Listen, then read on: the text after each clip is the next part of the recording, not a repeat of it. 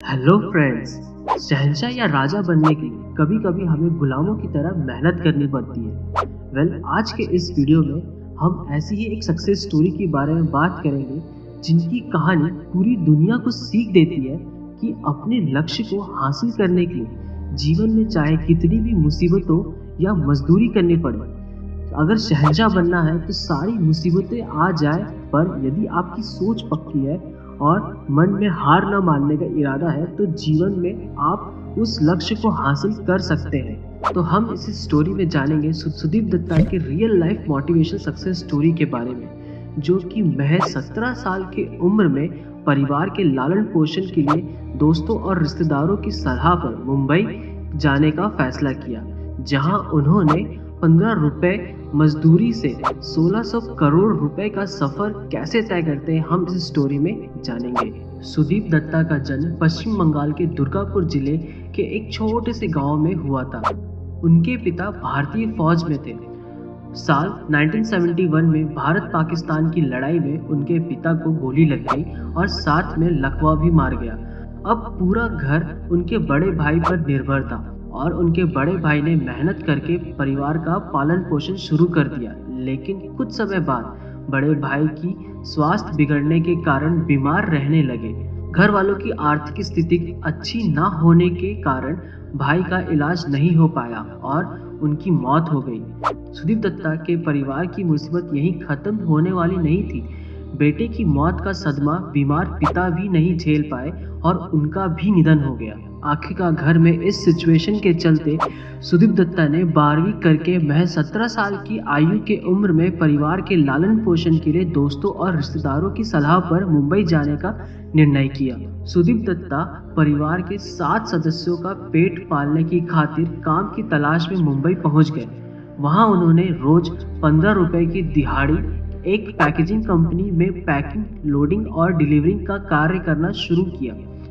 मुंबई जैसे शहर में रहना खाना पीना बहुत कठिन है, इसीलिए सुदीप दत्ता वहां रहने और पैसे बचाने के खातिर लगातार 2 से 3 वर्षों तक 15 से 20 लोगों के साथ एक ही कमरे में रहे और कई बार 40 किलोमीटर पैदल चलकर काम पर जाया करते थे।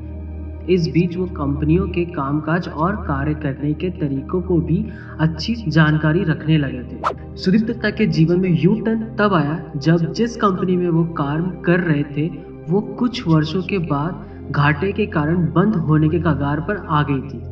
तब सुदीप दत्ता ने उस कंपनी को खरीदने का फैसला किया और अपनी नौकरी से जमा राशि और कुछ पैसे उधार लेकर उस कंपनी के मालिक को 16,000 रुपए उधार चुकाने के लिए दे दिया।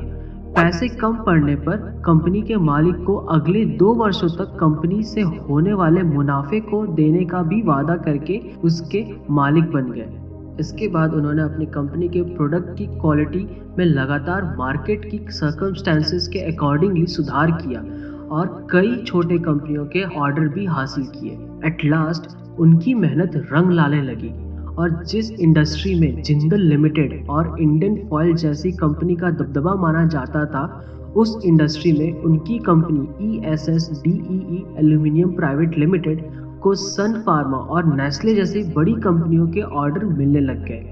वो कहते हैं ना, अगर बिजनेस में बड़ी सफलता प्राप्त करनी होती है तो बड़ी चुनौतियों का सामना करना भी पड़ता है। कुछ यही हुआ सुदीप दत्ता के साथ। अभी उन्होंने इंडस्ट्री में सफलता प्राप्त करनी शुरू ही किया था कि उद्योग जगत के नामी कंपनी वेदांता द्वारा इंडियन फॉयल नामक कंपनी खरीदने से अपने पैकेजिंग क्षेत्र के बिजनेस में वेदांता से चुनौती मिलने लगी। सुदीप दत्ता हार मानने वालों में से कहाँ थे। उन्होंने इस हालातों में भी रात दिन एक करके अपनी कंपनी के प्रोडक्ट की क्वालिटी में और सुधार जारी रखा। अंत में वेदांता कंपनी ने इंडियन फॉयल को उन्हें 130 करोड़ रुपए में बेचकर इंडस्ट्री से हटने का निर्णय लिया। ये सुदीप दत्ता के बिजनेस में बहुत ही बड़ी विजय थी।